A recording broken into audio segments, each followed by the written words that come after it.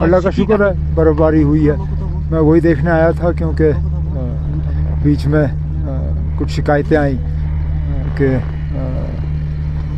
बर्फ़ को हटाने के हवाले से या बिजली के रेस्टोरेशन के हवाले से, तो वो देखने आया मैं। और यहाँ पे पिछले दिनों गुलमर्ग के लिए एक नया स्की लिफ्ट का जो इनॉग्रेशन हुआ वो चेक करने आया हूँ। इसमें कुछ खामियां हैं, अफसरों के साथ बैठ के उनको अब दुरुस्त किया जा रहा है। लेकिन बड़ी बात यह है कि बर्फ़ पड़ी, अभी तक तो जनवरी सारा सूखा पड़ा हुआ था। इस बर्फ़ से एक तो टूरिज़म से हमें बहुत फ़ायदा मिलता है क्योंकि बहुत लोग बर्फ़ का ही इंतज़ार कर रहे थे, अब वो आना शुरू कर रहे हैं। और गर्मियों में अगर हमें ये बर्फ़ नहीं मिली होती, अभी गर्मियों में पानी की बहुत सख्त किल्लत रहती। तो अल्लाह का शुक्र है कि बर्फ़बारी शुरू हुई है। 26-27 को और बर्फ़ की उम्मीद है और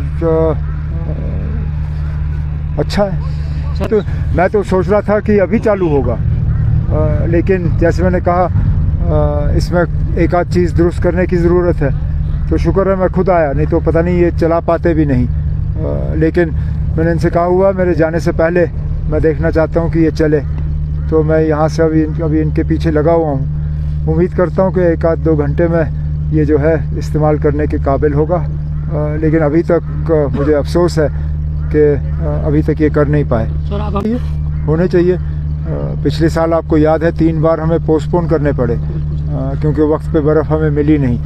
इस बार चिले कलान में ही बर्फ़बारी हुई है, तो अब खेलो इंडिया गेम्स भी जो हैं हम ठीक तरह से ऑर्गेनाइज़ कर सकेंगे।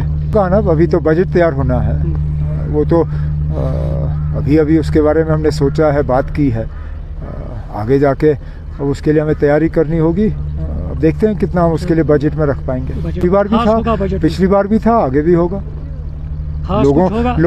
लोगों की बनी हुई हुकूमत है। पिछली बार भी हमने कई इक़दाम उठाए लोगों को एक राहत पहुंचाने के लिए, आगे भी करेंगे। मौसम के नुकसान के वजह से सिस्टम में काफ़ी ख़राबी आई।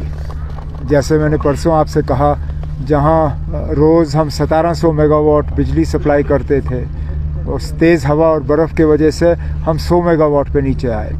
कल रात तक हमने 1500 दोबारा क्रॉस किया था। अब जो सबसे दूर दराज इलाके हैं और जहां सबसे ज़्यादा बर्फ़ पड़ी, जाहिर सी बात है वहां थोड़ा सा टाइम लगता है, लेकिन अफसरों ने मुझे उम्मीद दी है कि आज तक वो सारा मुकम्मल करेंगे। उनको तो पहले ही हमने दिया था, अब उसके लिए ऑर्डर का इंतज़ार था। अब ऑर्डर भी हो चुका है। ठीक है ना, अच्छा अच्छा उनके पास नहीं है क्योंकि शुरुआत तो उन्होंने ही की। अब मैं उनके किन MLAओं का नाम लूँ जिन्होंने ये शोशा चलाया। अब अच्छा अगर तरुण चुग ने कहा है कि ये उनका मौक़िफ़ नहीं है। हम तो पहले से ही जम्मू कश्मीर को अलहदा होते हुए नहीं देखना चाहते थे। लद्दाख को अलग इन्होंने किया, लद्दाख का बेड़ा गर्क इन्होंने किया। हम तो कहते हैं लद्दाख को वापस जम्मू कश्मीर के साथ जोड़ दो। ये तो कभी अलग होना ही नहीं चाहिए था। हम जम्मू को भी अलग करने के हक़ में नहीं थे।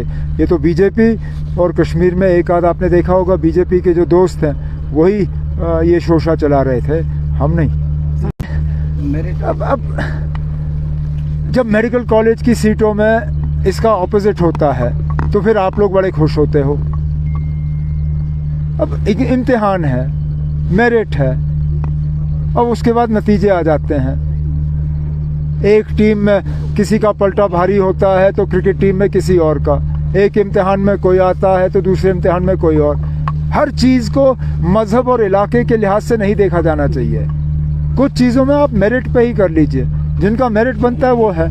अच्छा, ये आप मुझे कहिए कि फ्रॉड हुआ है, वो उसमें मैं तहकीकात करने के लिए तैयार हूँ। आप अगर मुझे कहिए कि किसी ने इम्तिहान में फ्रॉड का इस्तेमाल किया, चीटिंग की, धोखा दिया, उसमें मैं तहकीकात करूँगा।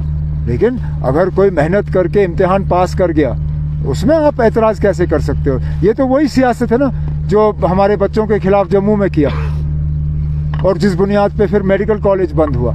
ये सियासत नहीं करनी चाहिए ना। मेरिट अपनी जगह। कोई अगर ये कहे कि फ्रॉड हुआ है, मुझे फ्रॉड का थोड़ा सा सबूत दिखाइए, मैं खुद तहकीकात करवाऊंगा। ठीक है।